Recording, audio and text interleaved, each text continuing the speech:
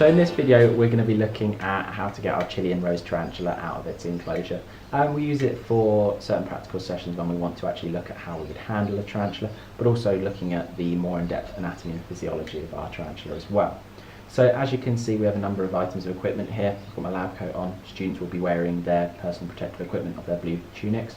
I've also got the gloves on to make sure we don't damage any part of our tarantula. I've also got the goggles as well. Now it's very important to have the goggles for our Chilean rose tarantula because as a defence mechanism what they actually do is they flick the hairs from the back. So obviously it's not something that happens very often, but we need to make sure that if there is the chance of it occurring, we must always make sure we've got everything in place to ensure it doesn't hurt our students. Now when it comes to the hairs themselves, if they were to get into the skin it would be a slight irritation. However, if it was to get into things such as the eyes, it could cause potential damage. So whenever we handle our tarantula, we always use our goggles. Now when it comes to accessing our tarantula, we have two methods here. We've got our front opening and we've also got our top opening. Depending on your species will depend on what you will actually use to access your animal. Some animals find that when you loom over them, when you actually try and pick them up from above them, it can potentially be something that a predator would do in the wild, so they could actually react quite aggressively to it. However, we've also got the front opening which we could use, which is something a lot more kind of their level, so it's less potentially dominating on them. So what we're going to do at the moment is I've already removed some of the items from the enclosure to make sure I can get suitable access to our tarantula, and then I'm going to place one of my hands in. What we do to encourage the tarantula onto the hand is we'll just stroke down the back and also slightly in the legs. We're not going in and picking it up, we're going in and getting it to encourage it to actually come onto our hand. That's what's important.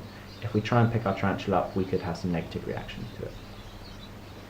So I'll place the hand in the enclosure, making sure there's no negative reaction to it at all.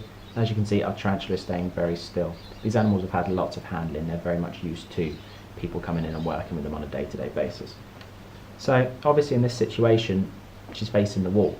So what could potentially happen is when we're actually stroking the back, she might walk up to this wall. If that's the case, what I'll do is I'll encourage her to keep walking up and then I'll place a hand at the top. Once she reaches there, she'll then be able to go on top of the hand and then we'll have access to our tarantula.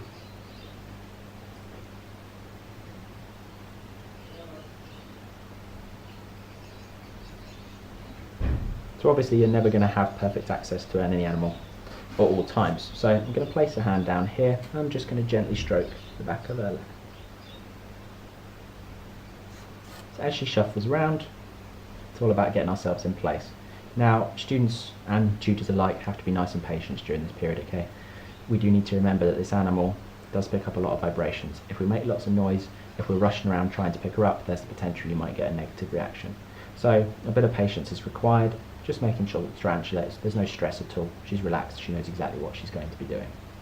So now we've got a couple of limbs on my hand. I'm just going to gently stroke her again. What will hopefully happen is she will start to shuffle onto my hand. Due to the fact she's a cold-blooded animal, the fact that my hand is quite hot as well might in turn encourage her to actually come onto my hand.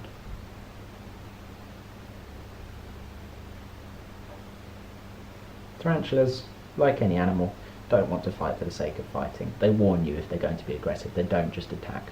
They might rear up on their back two legs and actually make themselves as big as possible. That's a classic threat sign. As you can see now, she's slowly coming onto my hand. So once I'm comfortable that she's fully onto my hand, I'm going to bring my hand out of there.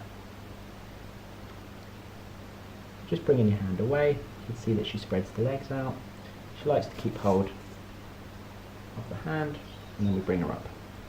What I'm going to do is just bring her close to the table, and that way we make sure that if she was to come off of the hand for any reason during the handling process, there would be a very small drop to the table, whereas obviously if we were holding it up high, there's potential for damaging the animal, if not even killing it.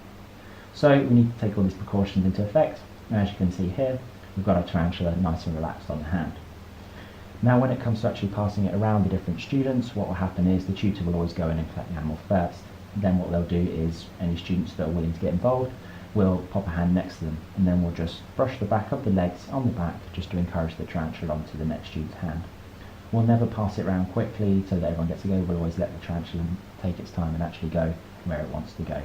At the end of the day, it's important that our tarantula is comfortable involved with all of these processes, because a negative event when it comes to handling can have a real bad knock-on effect and can really affect further handling techniques. So it's very important that we follow all of the same rules and we make sure that there are no negative situations for our tarantula. Now, when it comes to placing our tarantula back, it's very much a similar thing. We make sure that it's nice and secure in the hand. Then what we'll do, with the other hand supporting underneath, just in case, we'll bring it over and we'll just place the hand back in the enclosure. Now the tarantula will most likely want to get off at this point. She'll slowly but surely take her little legs off, and then you can pull the hand away. Making sure then that we shut the front doors first. It's then important to get all the items back in the enclosure. Then once all the items are back in the enclosure, then we can pop it back to our location in the